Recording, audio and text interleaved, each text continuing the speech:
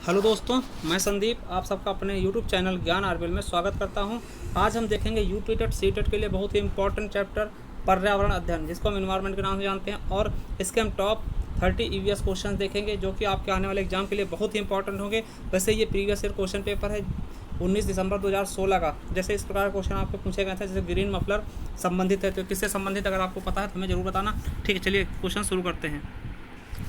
तो पहला क्वेश्चन है दोस्तों, गिर वन जीव अभ्यारण्य निम्नलिखित में से किस जीव के लिए संरक्षण है? ठीक, किसका संरक्षण करता है? तो हाथी, सांप, गैंडा या फिर शेर। तो किसका संरक्षण करता है? तो हमारा डी ऑप्शन बिल्कुल राइट हो जाएगा, शेर का। और गिर अभ्यारण्य कहाँ पे है? तो याद रखें, गिर से गुजरात। ठीक, कहाँ पे है? गुजरात में पड़ता है। कई बार क्वेश्चन ये भी पूछा गया कि कहाँ पे स्थित है, तो याद रखें गुजरात। ठीक, चलिए अगला है ग्रीन मफलर संबंधित है। देखिए हमने थंबनेल में क्वेश्चन लगा रखा है, इसका आंसर आपको हमें कमेंट बॉक्स में कमेंट करना है। किससे संबंधित है? मृदा प्रदूषण से, ध्वनि प्रदूषण से, वायु प्रदूषण या फिर जल प्रदूषण से। तो इसका सही ऑप्शन क्या है आपको कमेंट बॉक्स में हमें कमेंट करके बताना है।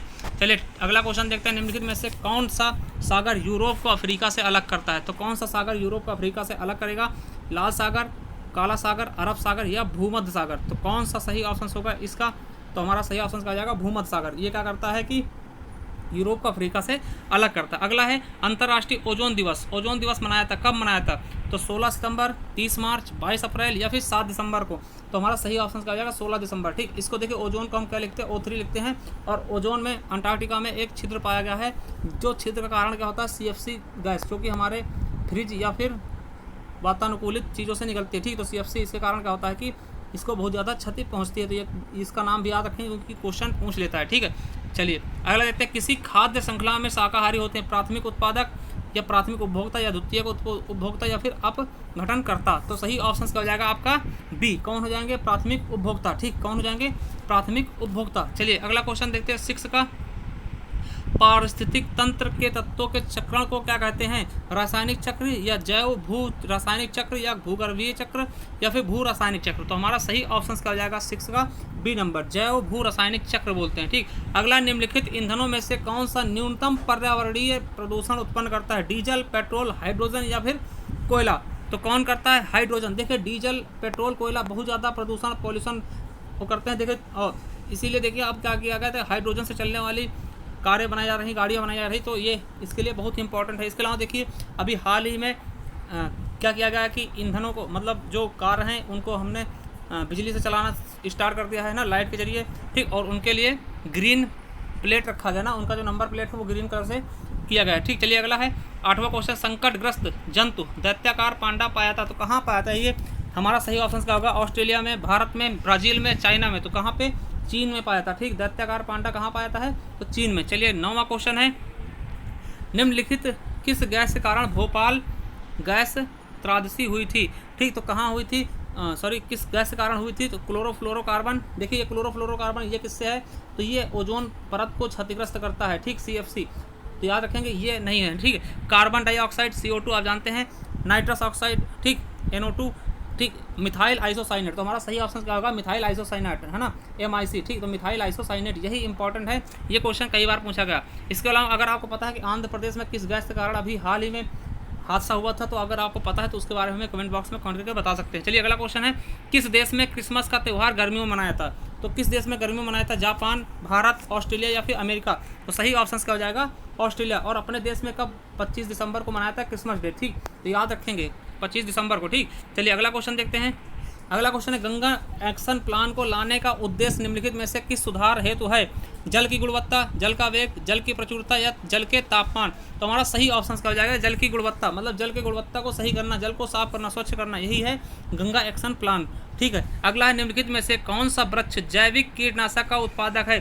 तो जैविक कीटनाशक का उत्पादक करता वो कौन सा गैस वृक्ष है हमारा? तो नीम। देखिए आप लोग, नीम का जो पेड़ होता है वो कई सारे इलाज के लिए यूज किया जाता है। ठीक, तो याद रखेंगे नीम हमारा क्या है? एक जैविक कीटनाशक वृक्ष। ठीक, चलिए अगला है, भू पारिस्थितिकीय तंत्र में ऊर्जा का महत्वपूर्ण स्रोत है। देखिए जो भूमि के पारिस्थितिकीय तंत्र है उसके लिए सबसे अच्छा ऊर्जा का महत्वपूर्ण स्रोत कौन सा है? सूर्य है, पृथ्वी है, चंद्रमा है या शुक्र है। तो इसका सही ऑप्शन आपको पता होगा सूर्य है, क्योंकि सूर्य से सौर ऊर्जा निकलती है। ठीक, उसी से बहुत ज़्यादा हम लोग ऊर्जा ग्रहण कर सकते हैं और ये फ्री ऑफ कास्ट होता है, इसमें कोई पॉल्यूशन भी नहीं होता है। ठीक, तो हमारा ऑप्शन बिल्कुल राइट हो जाएगा। चलिए अगला है, निम्नलिखित में से कौन सा प्राकृतिक वनस्पति मरुस्थलीय प्रदेशों में पाई जाती है? तो कौन सी जो है मरुस्थलीय प्रदेशों में पाई जाती है? देखिए मरुस्थलीय प्रदेशों में क्या पाई जाती हैं, जो कि जिसमें कीकड़ टाइप होते हैं, जिसमें कांटे होते हैं ना, तो महोगनी, फर, चंदन। देखिए चंदन क्या होता है आपके दक्षिण भारत में बहुत अच्छे से पाया जाता है।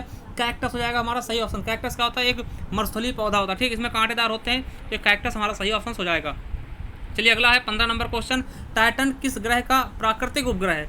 टाइटन किस ग्रह का प्राकृतिक उपग्रह है? तो हमारा ये किसका है? शनि का। याद रखेंगे शनि का है सब ये प्राकृतिक उपग्रह। चलिए अगला क्वेश्चन है, निम्नलिखित में से कौन सी बायोडीजल की फसल है? देखिए कई बार क्वेश्चन पूछा चुका है, तो कौन सी है? कपास, जट्रोफा, गन्ना या फिर आलू? तो कौन सा होगा? जट्रोफा, ठीक है। देखिए गन्ना क्या है? उत्तर प्रदेश की वाणिज्यिक फसल है, ठीक, तो याद रखेंगे ये जट्रोफा क्या है कि बायोडीजल के लिए प्रयुक्त होती है। बायोडीजल बनाने के लिए जट्रोफा का इस्तेमाल किया जाता है, ठीक। चलिए अगला क्वेश्चन है, पर्यावरण संरक्षण अधिनियम किस वर्ष पारित हुआ? तो किस वर्ष पारित हुआ पर्यावरण संरक्षण अधिनियम? तो इसका सही ऑप्शन क्या हो जाएगा? 1986। क्या हो जाएगा हमारा? 1986 में। चलिए अगला क्वेश्चन देखते हैं, भूमंडलीय तापन का कारण क्या है? भूमंडलीय जो तापन है उसका कारण क्या है? कि हिमनदों में वृद्धि, या कार्बन डाइऑक्साइड में वृद्धि, या कार्बन डाइऑक्साइड में कमी, या वनों में वृद्धि। देखिए क्या हो रहा है कि कार्बन डाइऑक्साइड का उत्सर्जन हम ज़्यादा कर रहे हैं, ठीक, तो इसीलिए क्या हो रहा है कि भूमंडलीय जो तापन है वो बढ़ता जा रहा है, ठीक है। चलिए अगला क्वेश्चन है कि निम्नलिखित में से किसमें सर्वाधिक जैव विविधता पाई जाती है? शीतोष्ण पर्णपाती वन वायोम में, या उष्णकटिबंधीय सदाबहार वन वायोम में, या शीतोष्ण घास प्रदेश वायोम में, या सवाना वायोम में? तो कहाँ पे सबसे ज़्यादा पाया था? तो हमारा बी ऑप्शन बिल्कुल राइट हो जाएगा। बी ऑप्शन हमारा बिल्कुल राइट होगा, उष्णकटिबंधीय सदाबहार वर्षा वन वायोम में, ठीक। देखिए ये हमारा सदाबहार क्या होता है? हरा भरा होता है, ठीक। तो याद रखेंगे हमारा बी ऑप्शन बिल्कुल राइट हो जाएगा। चलिए अगला क्वेश्चन देखते हैं, निम्नलिखित में से किस मृदा का निर्माण लावा द्वारा होता है? तो किस मृदा का निर्माण लावा द्वारा होता है? तो काली मिट्टी का। देखेंगे, ठीक, इसका निर्माण क्या होता है? लावा द्वारा होता है, काली मिट्टी का, ठीक। तो याद रखेंगे हमारा बी ऑप्शन बिल्कुल राइट हो जाएगा। चलिए अगला क्वेश्चन देखते हैं। अगला क्वेश्चन है कि वायुमंडल की कौन सी परत प्रकाश की पराबैंगनी किरणों को पृथ्वी की सतह पर आने से रोकती है? तो कौन सी? समताप मंडल में, क्षोभ मंडल में, आयन मंडल, या मध्य मंडल, ठीक। तो हमारा सही ऑप्शन क्या हो जाएगा? समताप मंडल में क्या होती है कि हमारी ओजोन परत पाई जाती है, जो कि क्या होती है? पराबैंगनी किरणों को रोकती है। अब देखिए ओजोन से बहुत सारे क्वेश्चन बनते हैं कि ओजोन की मोटाई किससे मापते हैं?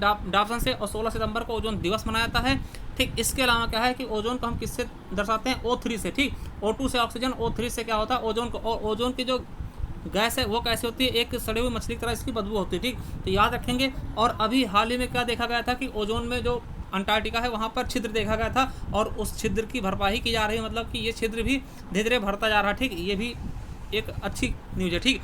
चलिए अगला क्वेश्चन आया था क्या कि 22वां नंबर, राकेश कक्षा 5 पर्यावरण विज्ञान शिक्षक द्वारा दिए गए कार्य को समय से प्रस्तुत नहीं करता है, अतः सबसे उपयुक्त सुधारात्मक उपाय हो सकता है, उसके लिए क्या हो सकता है? तो ये आपको बताना है। पहला है प्रधानाध्यापक की जानकारी में लाना, दूसरा खेल की कक्षा में जाने पर प्रतिबंध लगाना, तीसरा है उसकी अनियमितताओं के कारण जो को जानकर उसे सही मार्गदर्शन देना, या फिर उसकी अनियमितताओं को लिखित जानकारी माता पिता को देना। तो इसका सही ऑप्शन क्या हो जाएगा हमारा? सी। क्या करना है कि उसकी जो अनियमितताएं हैं उसके कारणों को जानकर उसे सही मार्गदर्शन देना, उसको सही से समझाना, यही हमारा क्या होता है? कर्तव्य होता है एक टीचर का। चलिए अगला है, मध्य प्रदेश में कौन सा शहर झीलों का शहर कहलाता है? देखिए मध्य प्रदेश में कौन सा शहर झीलों का शहर कहलाता है? तो हमारा ए ऑप्शन होगा भोपाल, बी उज्जैन, सी इंदौर, और डी ग्वालियर। तो किसे हम झीलों का शहर कहते हैं मध्य प्रदेश में? तो कहो किसको कहते हैं? भोपाल। देखिए मध्य प्रदेश की राजधानी है भोपाल, और यही ऑप्शन हमारा क्या है? राइट है। अब बात करते हैं इंदौर की, तो इंदौर लगातार चौथी बार सबसे स्वच्छ शहर घोषित किया गया, ठीक। तो सबसे स्वच्छ शहर इंदौर घोषित किया गया। और सबसे स्वच्छ अगर हम बात करते हैं स्टेट की, तो छत्तीसगढ़ है, ठीक। याद रखेंगे सबसे स्वच्छ शहर क्या है? इंदौर घोषित किया गया है 2020 का। और सबसे स्वच्छ जो राज्य है, स्टेट है, वो छत्तीसगढ़ है। और सबसे स्वच्छ शहर गंगा नदी किनारे बसा हुआ क्या है? बनारस है। तो ये तीनों क्वेश्चन हम याद रखेंगे, जो कि बहुत ही इंपॉर्टेंट है, ठीक। चलिए अगला क्वेश्चन देखते हैं, शिक्षक की सबसे बहुमूल्य निधि है उसकी क्या? सेवा, गर्व, छात्रों का विश्वास, या फिर वेतन? तो उसका सबसे सही क्या होगा कि वो सबसे ज़्यादा क्या होगा उसके लिए कि छात्रों का विश्वास वो जीता, ठीक। सबसे ज़्यादा क्या होगा? छात्रों का विश्वास उसे जीतना चाहिए, ठीक। तो हमारा डी ऑप्शन बिल्कुल राइट हो जाएगा। चलिए अगले क्वेश्चन की तरफ चलते हैं। अगला क्वेश्चन है, परिकल्पना को बार बार परीक्षण करने से गलत नहीं पाया जाता है, तो वह है एक क्या है? सिद्धांत है, कानून है, खोज है, या मूल संकल्पना है? तो वो क्या है आपका? सिद्धांत है, ठीक। हमारा ए ऑप्शन बिल्कुल राइट हो जाएगा। अगला है, निम्नलिखित में से सबसे उपयुक्त शिक्षण विधि है? सबसे उपयुक्त शिक्षण विधि कौन सा है, ये आपको बताना है। विचार गोष्ठी एवं सूत्रलेख या सूत्रलेख एवं दिया गया कार्य, या विचार गोष्ठी एवं कार्य योजना, या व्याख्यान एवं सूत्रलेख। तो क्या हो जाएगा हमारा सी ऑप्शन बिल्कुल राइट हो जाएगा, विचार गोष्ठी एवं कार्य योजना। ठीक, चलिए अगला है, निम्नलिखित में से कौन सी ग्रीन हाउस गैस नहीं है। वेरी इंपॉर्टेंट क्वेश्चन, कई बार पूछा गया ग्रीन हाउस से, ये आप याद रखेंगे। ठीक, तो कौन सा नहीं है, carbon dioxide, nitrous oxide, helium, methane. तो कौन सा नहीं है हमारा 27 का हमारा सी ऑप्शन, कौन सा, हीलियम नहीं होगा। ठीक, तो हमारा हीलियम नहीं होगा। चलिए अगला है, ध्वनि प्रदूषण का मापन किस इकाई पर किया जाता है। तो ध्वनि प्रदूषण का जो मापन होता है वो किसके इकाई पर किया जाता है, ये आपको पता होगा, बहुत ही इंपॉर्टेंट है, वो बहुत ही इजी है। किस पे, डेसिबल पे। किस पे, डेसिबल पे हम ध्वनि का मापन करते हैं। ठीक, चलिए अब बाकी न्यूटन का है, दाब का है, जूल, कैलोरी। ठीक, ये चीज़ आप लोगों को पता होनी चाहिए। अगला है, निम्नलिखित नदियों में से कौन सी नदी बंगाल की खाड़ी में गिरती है। तो कौन सी नदी बंगाल की खाड़ी में गिरती है, ये आपको बताना है। ताप्ती, सुवर्ण रेखा, ठीक, स्वर्ण रेखा, ठीक, स्वर्ण रेखा बोलते हैं, ठीक, नर्मदा या फिर सिंधु। तो हमारा बी ऑप्शन बिल्कुल राइट हो जाएगा। चलिए अगला क्वेश्चन है और लास्ट क्वेश्चन, निम्नलिखित में से किस स्थलाकृति का निर्माण हिमानी द्वारा हुआ है। लैपीज, यू घाटी, यू आकार की जो घाटी है, या फिर वी आकार की घाटी, या फिर जलप्रपात। तो किसका हुआ है, तो हमारा 30 का बी ऑप्शन बिल्कुल राइट होगा। जो यू आकार की घाटी है उसका निर्माण किससे हुआ है, हिमानी से। ठीक, हिमानी का होते हैं जिस जो हिम के बर्फ जो पिघलते हैं वहाँ से जो नदियाँ निकलती हैं उसे हम हिमानी बोलते हैं। ठीक, तो याद रखेंगे। ये देखिए टॉप 30 क्वेश्चन है, और अगर आप यूपीएसआई या फिर यूपीपी या लेखपाल किसी भी तरीके की तैयारी कर रहे हैं तो हम हमारे प्लेलिस्ट में जा करके आप देखेंगे तो वहाँ पे आपको हर तरह की प्लेलिस्ट मिल जाएंगी, चाहे वो आपके यूपी टेट, सुपर टेट की पेपर के बारे में हो या फिर यूपीएसआई के बारे में। ठीक, तो अगर आप चैनल पर नए हैं तो चैनल सब्सक्राइब कर ले और बेल आइकन जरूर प्रेस करें। और जो हमने 2 क्वेश्चन आपसे पूछे हैं, ग्रीन मफलर किससे संबंधित है, वो आपको अगर पता है तो हमें कमेंट बॉक्स में कमेंट करिए, जरूर बताएं। थैंक यू, धन्यवाद।